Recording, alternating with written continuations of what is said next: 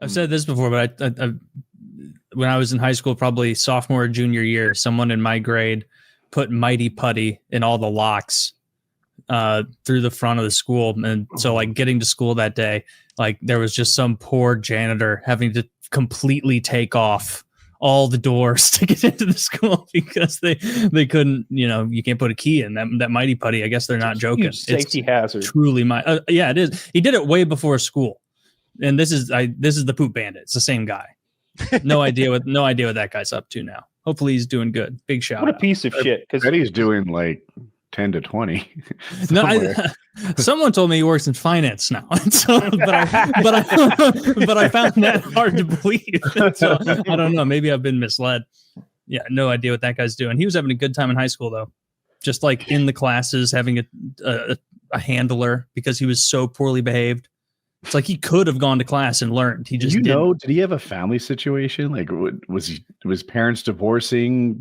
I don't know anything. I was never like close to him, and so like I wouldn't have known if he had serious family problems, and none of my friends told me that he did. So I would guess not. He was always badly behaved. He like was selling huge amounts of prescription pills throughout high school. Like as a 16, 17-year-old, like Vicodin, Percocet, clearing up everyone's strep throat. He was clearing up everybody. Except most of his clientele, I guess, wasn't even Moxicillin, fluconazole. I got it all. What he wasn't like a guy who his family was very wealthy, and so he had some connection where he could get huge sums of these things, and he wasn't like selling it like, hey, you want a pill for $40? Like he wasn't doing that. He was selling to like these unbelievably seedy like criminal guys these giant containers of like Vicodin and Percocet and whatnot and making huge sums of money. He like showed up at school one day, and this is one of those stories that I would be like total bullshit if I hadn't seen it.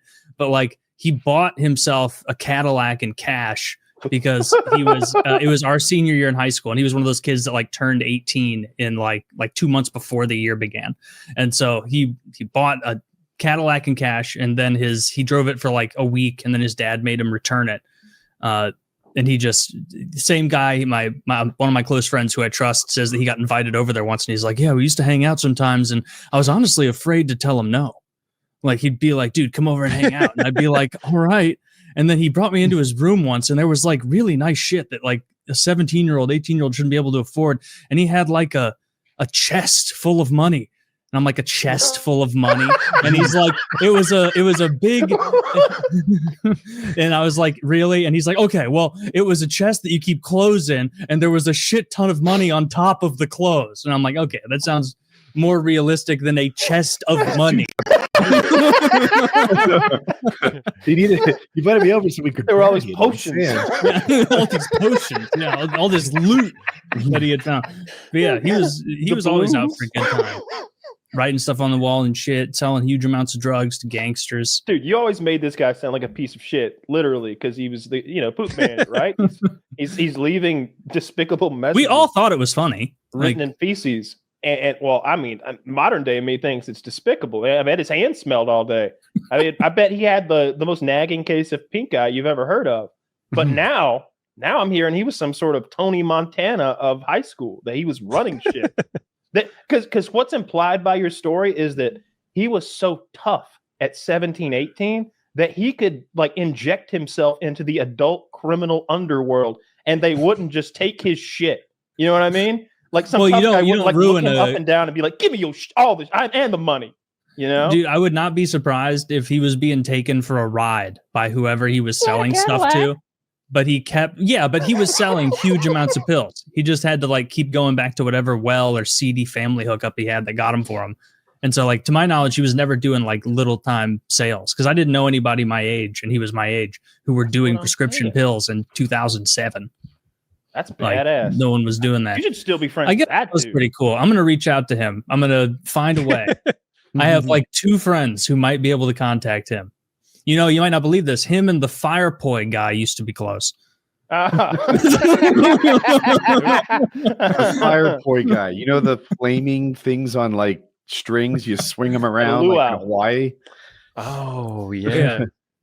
It'd be like just the most it'd be like a field day in 8th grade or something. And everyone, when you're in 8th grade, you're like, oh, I'm going to talk to my friends and hang out and do fun things that 8th graders do. Maybe we'll play like some way too rough 2-hand touch football on the pavement or something and having a good time. And like this guy, when we were like 13, was like showing up like blasted on hallucinogens.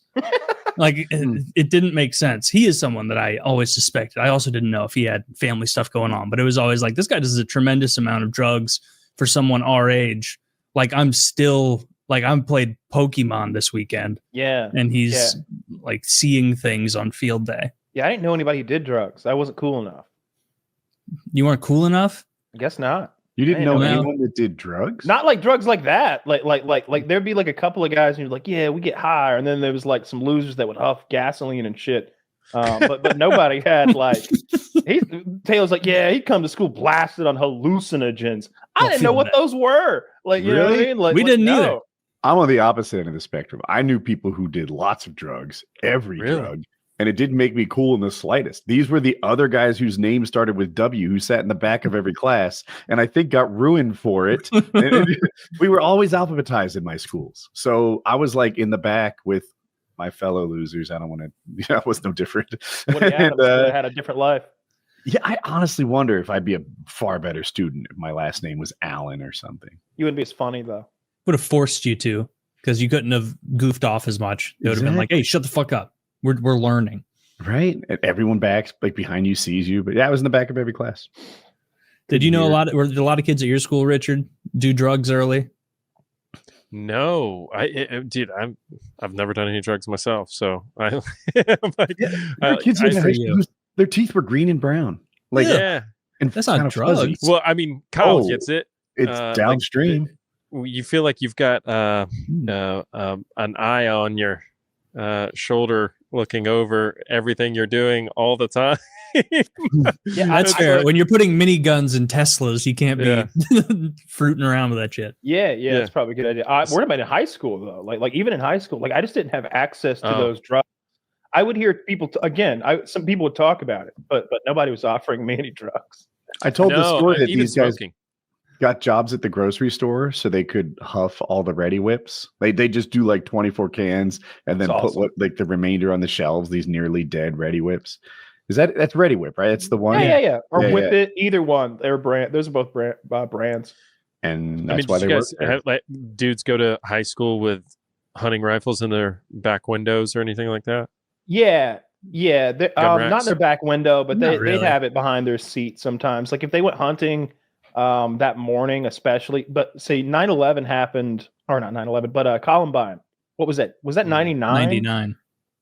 So like I was there. I was going to high school right as all that was ending, and it was like, hey, if anyone's got a shotgun or a rifle in your seat out back and the parking lot, certainly no one wants to know about it, and don't go do anything today. But don't bring it to school with you. There was a whole thing like. Because kids would go hunting in the morning and then they'd come to class, and you wouldn't have.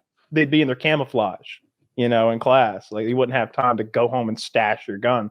But that had to all end after Columbine, obviously. Yeah, it was like I remember before Columbine hazing. A lot of times guys would bring paint guns to. We had. The way our football fields were, practice field was on a plateau, the game field was down, and then the school was down. So sometimes, like for hazing, guys would get put in ball bags and shot with paint gun markers and stuff. It's a good camaraderie building. Nobody was overly sensitive about like guns, even when I was in high school from like 2000, 2004 or whatever. Because I remember I had an airsoft pistol in my like center console. And I would like brandish it at other students. Did you like draw over the orange? Yeah. It looked like a real this thing looked like a Beretta, like a Beretta, like M9 or something like that, like from Lethal Weapon. That's why I wanted it, and it looked like a real gun as much as any real gun. And whenever we would leave school, and all the students, we'd all go get in our cars, and we'd be in this big like line of 300 cars melting down to 2 lines leaving the school. You know, I'd brandish at my buddies or people. I'd and maybe I'd pop them a few, pop, like shoot their windows. You know, nobody was scared. They were like, ha, Kyle's got his. Is that real? No, don't worry. Like, but nobody was like ratting me out or making a big deal of it. Like, so question. A different time. Like, you know, the I don't know anyone who actually did a fire alarm pull because they were unprepared for something in school. That was like a meme. Like, wait, there was a dye on the fire alarm? Yeah, the lever that you pull, Uh-huh. it squirted a dye in my high school. No way. Is that not normal? Do they not all do that? I bet that's a high school thing. Yeah, there's no way if you're like a businessman in a meeting and you see smoke and you pull it, you're going to ruin your suit. Like, yeah, as I think about it, didn't that guy, a Democrat in the House of Rep, pull one like last year? Was he maybe trying to avoid a vote? I'm not sure. Yeah, I think he was trying to avoid it. That was so funny because he's like, I didn't do that. You guys are a bunch of fucking liars. And there's like, here's a video of you pulling it. And he's like, I fell. What? I remember that day. You know, it's multifaceted. Yeah, he didn't get squared. Depends what pulling it is. We had a guy that pull it one time, and it was a big, like, they put out a bounty to tell on who had done it. And somebody was like, I'm going to go tell on so and so. I know he did it. He's like, I'm going to get that money. I don't remember much it was, like $150 or something. And I was like, yeah, you going to tell on him? Like, yeah. So I beat him there, and I told on him first. Where was it? You tattler. Like, I didn't even know who had done it. But then the other guy, like, he's there like just a few minutes later, so they made us split the reward, and he's so mad at me. How much was the reward? Like $150, but to, like, you know, a 9th grader, it's like, that's a ton of money. It's like a whole video game. Yeah. You know, I could buy a whole video game with that. We had also somebody break into the school. I don't know what night it was, probably a Friday night. So they had the weekend till anybody knew what had happened. I don't know what their goal was, but they tried to break into the computer lab, and we had that glass that had the wire through it. So you could kind of see in a little bit, but not get through it. And he had kicked all that wire in and tried to break in, and he had stolen a couple of computers.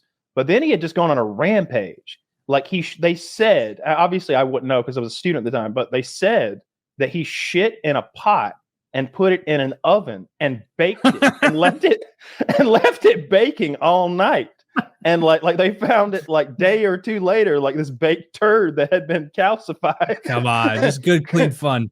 And then he went into the gym and like sprayed fire extinguishers everywhere. And it sprays that like powdery chemical. I don't know what it is, but everywhere. The whole gym's covered in white powder. Real piece of shit. They caught him. I remember. I don't remember. Did he get in real trouble or school trouble? I think one of them was already out of school and the other one was in school. But I think he got in all sorts of trouble.